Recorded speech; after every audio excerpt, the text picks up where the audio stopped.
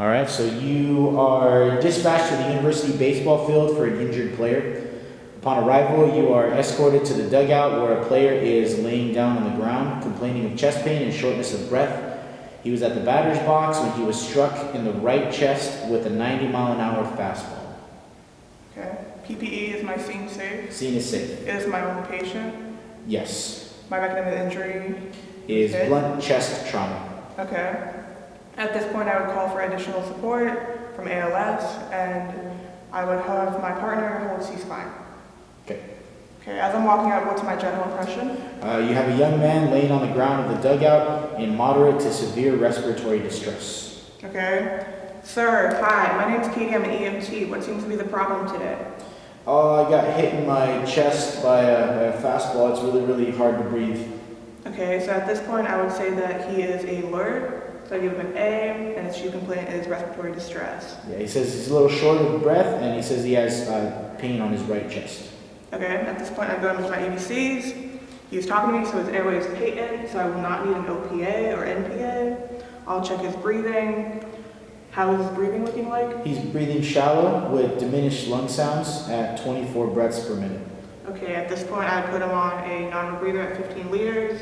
Does he have any injuries related to his breathing that may compromise? No. Okay, at this point, I go on the circulation.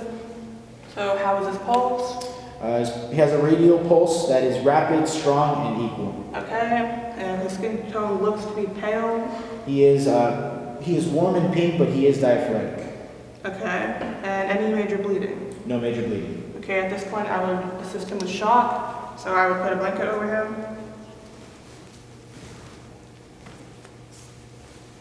Okay, so I would consider this a patient priority, and I would transport him code 3. So now I will have my partner do vitals, and I'll want a BP, pulse, and a respiratory rate of quality. What are those? Great. Blood pressure is 122/82. His respiratory rate is 24 breaths per minute, and his pulse is at 110 beats per minute. And his respiratory rate is still, or the quality is still fast and shallow? Quality is still fast and shallow. Okay, at this point I'll do a sample history. So signs and symptoms, he is in respiratory distress. Is there anything else I'm missing? No. Okay, is he allergic to anything? He's allergic to penicillin. Penicillin? Do you have any medications that you take? No. No, okay. Do you have any past history? Medical? No medical history. Okay, your last oral intake? I ate dinner about 2 hours ago. 2 hours ago? Okay. What were the events leading up to this? I was in the batter's box, and the pitcher threw a pitch, and it caught me right in the right chest. Okay, so at this point I'd go into my secondary assessment where I would check his scalp for any major bleeding. Does he have any major bleeding on his scalp? No. Any bone fractures in his face? Nothing to know. Okay, any secretions or CSF fluid in the nose, mouth, ears? None. None? Okay. If I check his pupils, is there anything different about them? They're equal and round and reactive to light. Okay. I'll move on to his neck. Does he have any cervical spine injury? None. None. Any JVD or tracheal distension? No. Okay, I'll move on to the chest. When you palpate the chest, does it hurt anywhere? Is there any pain? Yes, so Ow. He has some bruising and some tenderness over his right ribs, Okay. and his breath sounds are diminished on the right side. Diminished on the right side, okay. When I listen to lung sounds, do I hear any deformities? Just on the right side, you hear a little bit of them being diminished. Okay. So I'll go ahead and check his 4 quadrants. Do I feel any pain? Nothing to note. Just a little bit on the upper right quadrant near the right chest. Okay. I'll move on to his pelvis. Does it feel anything? Is it shifting okay? Nothing to note there. Okay, I'll check his genitalia region. Is that okay? Everything fine there. Okay. So I'll go ahead and check his legs. Any pain, any broken bones?